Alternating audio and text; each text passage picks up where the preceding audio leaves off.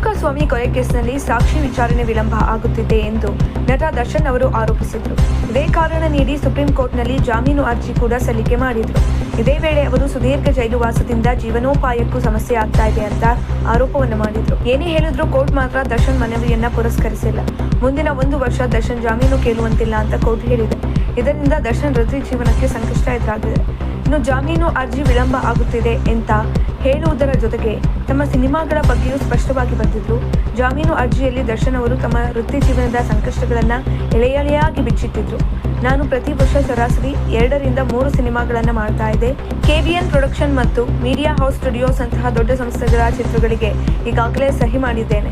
ನಿರ್ಮಾಪಕರು ಸುಮಾರು 6 ಕೋಟಿ ರೂಪಾಯಿ ಬಂಡವಾಳವನ್ನು ಹಾಕಿದ್ದಾರೆ. ಸುದೀರ್ಘ ಜೈಲುವಾಸ ನನ್ನ ಸಿನಿಮಾ ಭವಿಷ್ಯಕ್ಕೆ ಮರಣಗಂಟೆಯಾಗಲಿದೆ ಅಂತ ಅವರು ಹೇಳಿದ್ರು. ಆದರೆ ಕೋರ್ಟ್ ಈ ವಾದವನ್ನು ಪುರಸ್ಕರಿಸಿಲ್ಲ. ಇನ್ನು ಕೋರ್ಟ್ ಆದೇಶದ ಪ್ರಕಾರ ದರ್ಶನ್ ಇನ್ನು 1 ವರ್ಷ ಜೈಲಿನಲ್ಲೇ ಇರಬೇಕು. ಒಂದು ವೇಳೆ ಮುಂದಿನ ವರ್ಷ ಅವರು ಬಿಡುಗಡೆಯಾದರೂ ಅವರು ಮತ್ತೆ ಫಿಟ್ ಆಗಿ ಶೂಟಿಂಗ್ ಆರಂಭಿಸಿ ಪೋಸ್ಟ್ ಪ್ರೊಡಕ್ಷನ್ ಮುಗಿಸಿ ಸಿನಿಮಾ ತೆರೆಗೆ ಬರಲು ಕನಿಷ್ಠ 1 ವರ್ಷ ಬೇಕಾಗುತ್ತೆ. ಈ ಲೆಕ್ಕಾಚಾರದ ಪ್ರಕಾರ ಮುಂದಿನ 2 ವರ್ಷಗಳ ಕಾಲ ದರ್ಶನ್ ಅವರು ಯಾವುದೇ ಸಿನಿಮಾ ಬಿಡುಗಡೆಯಾಗುವ ಸಾಧ್ಯತೆಗಳಿಲ್ಲ. ಇದು ಅವರ ವೃತ್ತಿ ಜೀವನಕ್ಕೆ ಮತ್ತು ಅವರ ಮೇಲೆ ಕೋಟಿಗಟ್ಟಲೆ ಹಣ ಹೂಡಿರುವ ನಿರ್ಮಾಪಕರಿಗೆ ಭಾರಿ ಹೊಡೆತ ಆಗಿದೆ.